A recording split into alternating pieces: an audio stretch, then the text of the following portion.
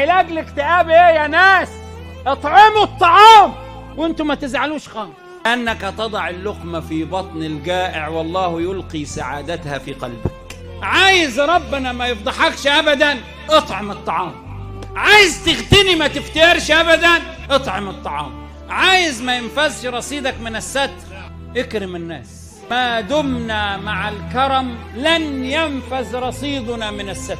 تلاقيهم يحلوا، كل ما يكبروا يحلوا اكتر لانهم نور، فاعطاهم الله من عنده اجمل ما عنده ولقاهم نضرة وسرورا وجزاهم بما صبروا جنة. في القرآن كله جنة ونعيما، صح؟ إنما هنا عند اللي بيوكل الأكل قال جنة وحريرا. في كل القرآن جنة ونعيما. عند الإنسان اللي بيوكل للناس قال إيه؟ قال جنة وحريرا. طب ليه حريرا؟ قال ما كان الفلوس دي كنا جبنا بيها حاجات كتير.